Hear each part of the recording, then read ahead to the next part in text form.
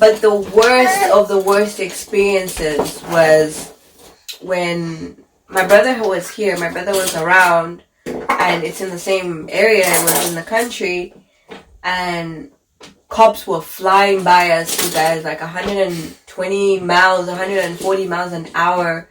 5 police cars, sirens going, like a police scene. Like you would think someone had been murdered or something like that. I am your sunshine when you're down. I am that super river flow. I am the memory that you hold on to. I am the psychic that won't leave. Always a trick for you up my sleeve. I am the mirror that you look through, but you see. What's up, everybody? Beyerle Bunch here. Hi, guys. Gabriel, this is Rachel. Welcome back to our channel, guys. Thank you for watching us and keeping our subscribe count going. Don't forget to like this video right now if you want to see our interracial journey. So we hope you like this video, and maybe it will give an insight to a lot of people what our lives are like. Yeah, there might be people out there who aren't ready to go through that yet, or thinking about it, or just met someone who they find attractive. They don't know how people would judge them or anything. Oh. All right, question number 1. Don't we want to talk to them about it? What we're gonna do? Yeah. Okay. Yeah. Okay, so say what it is that we're doing. So, we decided to do an interracial couple tag or interracial couple video, just so we can kind of answer a couple of questions that a lot of people wonder, and sometimes they don't want to ask because they're worried that it might be uncomfortable, or it might not go well with us. So we thought, why not just throw it out there? That's right. So we got some questions. If you think of any other questions, you can let us know. We're going to do a part 2. We have some, but we wanted to... This is just a part 1. Alright. It's hot in here. Oh my gosh. It is. I think it's just me. Oh my god. Yeah. Alright, go ahead. You're hot, Question 1. You're hotter. Alright, so question 1. What nationality are we? I'm Zambian. Yeah. Okay, she's Zambian. And what's your nationality?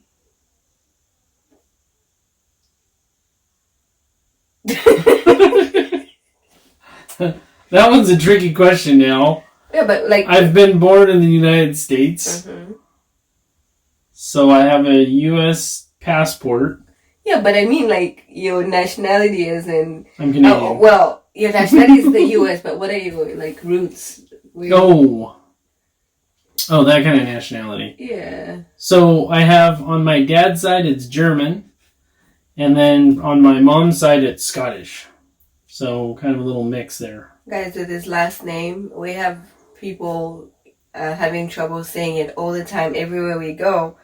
And with my last name, I had that struggle in Zambia. No one could ever say my last name. So I'm like, oh, thank goodness Gabe's last name is going to be easy to say. And nurses, doctors appointments, name it. No one can ever say his last name. Even my lieutenant, when I did graduation for the academy, she met with me right before. Yeah. And she's like, hey, how do you say your last name? Because I don't want to mess it up when I get up there. So I let her know. I gave it to her phonetically. And then she went up there, did the announcement, still messed it up. So that tells you right there. It's just something people just have a hard time saying, Beyerle. But it's like buy early. You're buying something at the store early. Yeah. So with me, my roots, I was born in Zambia. But our tribe, because there we have tribes, our tribe is from Malawi. My grandparents were both Malawian, and then they went to look on your for... dad's side. Yeah.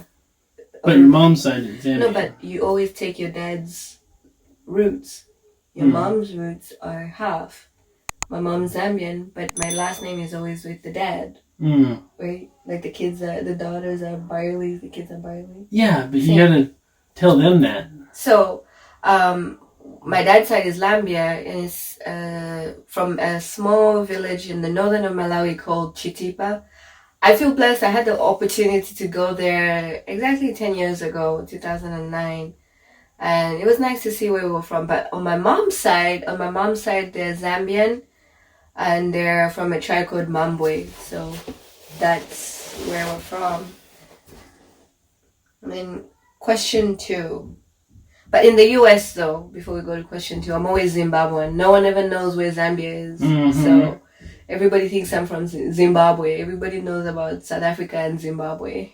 Even after you say, like at the airport, even after you say I'm from Zambia, they look at your passport. They go, oh, you're Zimbabwe. It says right there, Zambia, right. Half the word. Right. Alright, so question 2.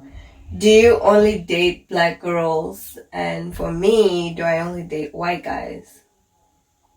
I've only dated women, so... Yeah.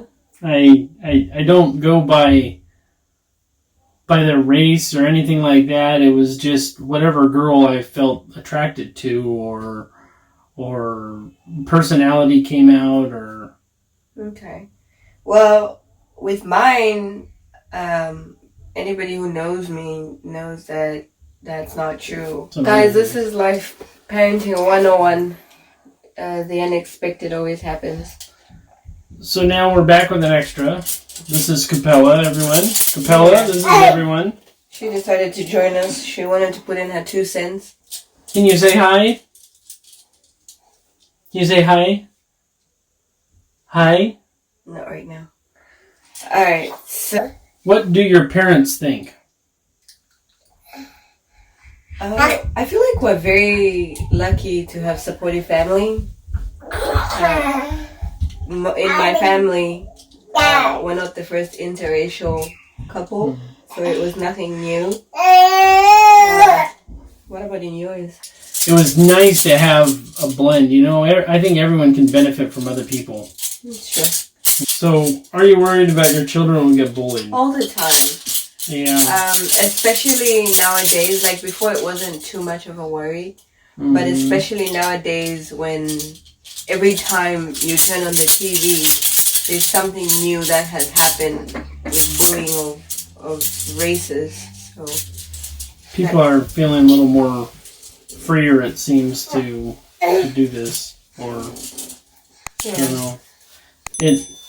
You can see how they kind of judge. Alright, so question 5. Do people stare at you when you go out in public? All the time.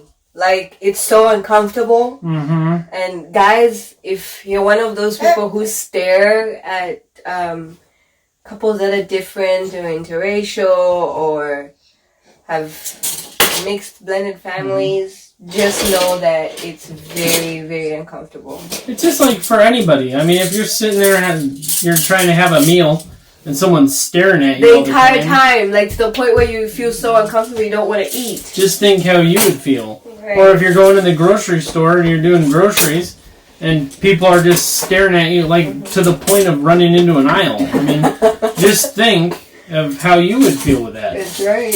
Even in traffic. Guys, the noise you hear is because she's entertaining herself down here. So, question 6. You know that my favorite stare is when someone looks at you and then they have to look twice like, oh, did I see that right? That's I like it better when they're staring at you and then you look right at them and stare at them and then you turn away quickly. That's always the best. I always like messing with people like that. Right. Or sometimes I'll wave at them. So if they want to have a conversation, I'll have a conversation with you. Go ahead. Okay. All right, number 6. Guys, she's playing music right now.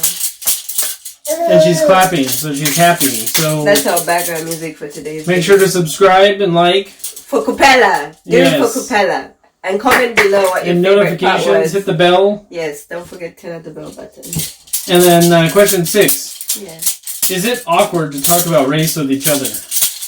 You know, I don't even see race when I'm talking with her. Like, It's my wife. She's just a person, and we get so comfortable. Even when we're in Zambia or here or wherever we're at, I don't have anything like that. It's so strange that you're with a person, and to you they're just a person. Mm-hmm. Your children are just your children until someone reminds you that they're different. You know, you don't even feel that at all. Like sometimes I won't even see it unless I'm watching our favorite YouTube channel, the Beyerle Bunch. I won't even really feel that, you know, they end up having that. So, I'll sit there and look at it and I'm like, oh, my kids are just a little bit darker than me, but it's not something I even see. So, question 7. Are there any cultural clashes? Food. Yeah. I think the only thing that Gabriel and I have agreed in our marriage is that we like different food. I like good food.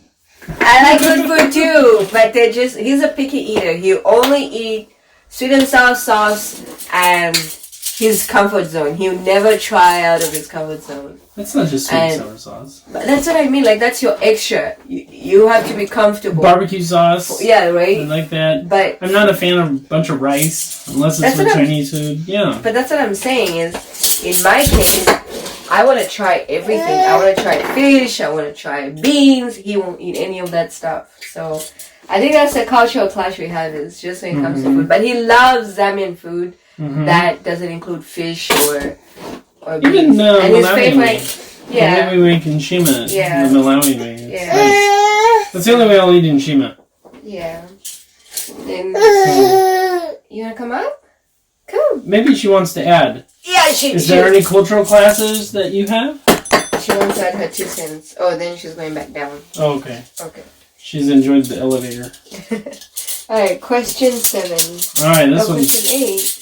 Yeah, we're going through this. Awesome. So, guys, this is a part 1. We'll do another part 2 because this was a 16-question challenge. And we thought to just do half so we don't bore you or make it too long. So question 8.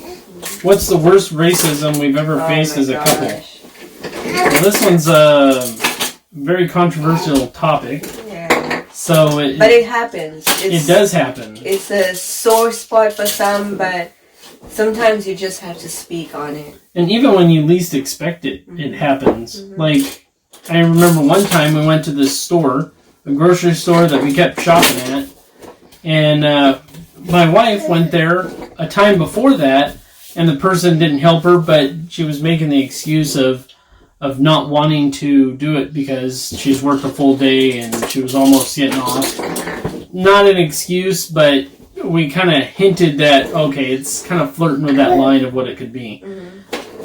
But then she went into the store again midday to the service desk and went to do this, and the person just kept refusing to even help her. She was the only person there. The person even stood back from the back counter, folded the arms, saying that he has the right to refuse calling a manager and helping. She had to go get another employee to call a manager, and to make it even worse, when she did that, the manager that came didn't want to end up helping her either. So there was nothing she did, because we ended up calling and talking to them about it, and everyone was just as appalled as us. Long story short, guys, is that was not a nice thing, and it was very hurtful, and it took a lot on. It was a toll. I mean, I remember calling him crying. You know, I'm like, I didn't do anything. All I did was be different. Okay, you want to come up? Okay. And then the worst one for me, on a personal experience, was when we first got here. We used to live out in the country at his family house.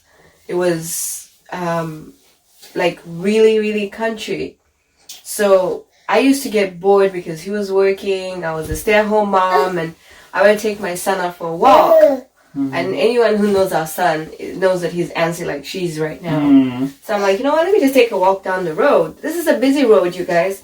I put him in the stroller, and we start walking down the street. And the next thing I see is a police car drive by me. I'm like, okay, maybe it's in the neighborhood. And then another police car drive by me, and people called the cops on me for taking a walk. But the worst of the worst experiences was when my brother was here. My brother was around, and it's in the same area. It was in the country, and cops were flying by us, you guys, like 120 miles, 140 miles an hour. 5 police cars, sirens going, like a police scene. Like you would think someone had been murdered or something like that. And someone had called the cops on us saying that they were worried that he was kidnapping me. Yeah. Yeah. That was insane. And coming, my wife has a very good memory. So when I talked to her about it, she was giving me the details about it because I used to be in that business. And I like to analyze all the different videos that go on online and things like that. And sometimes he gives me like a different perspective that I don't see. Sometimes it's like fair, It's just like, you know what?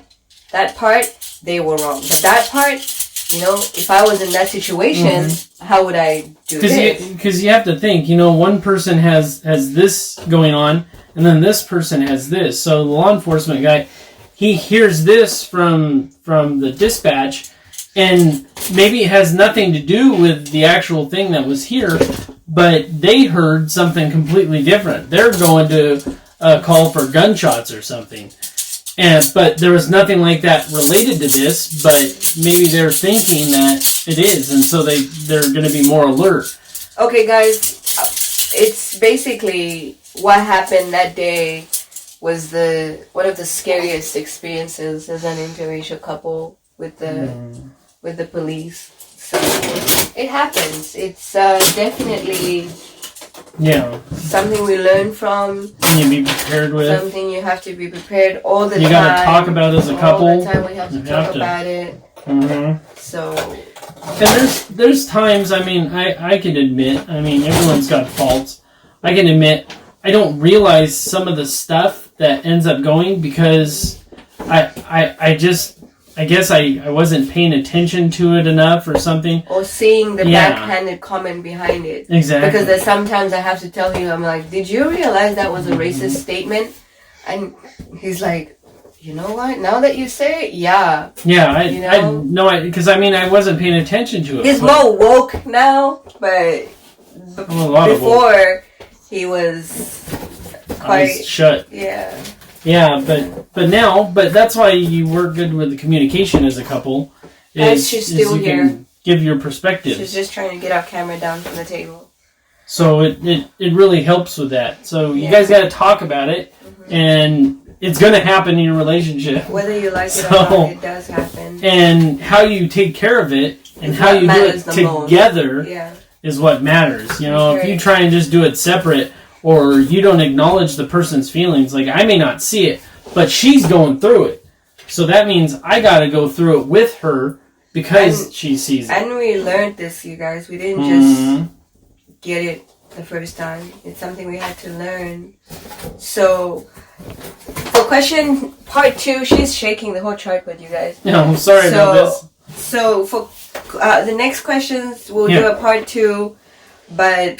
thank you for tuning in and liking our stuff and keeping subscribing and making our bunch bigger. And don't forget to like this video, comment below. Give us suggestions on what things you want to know. Just keep being part of the bunch. She's under my chair now. Don't forget to like, comment, subscribe. We'll be back soon, guys. Bye. That's right. Bye, out. You don't want to. Jamie and Nikki said they filmed the video 15 minutes, did everything, and then they realized the camera wasn't on. Yeah, it's better to double check than to regret. It is hot in here. It's too hot.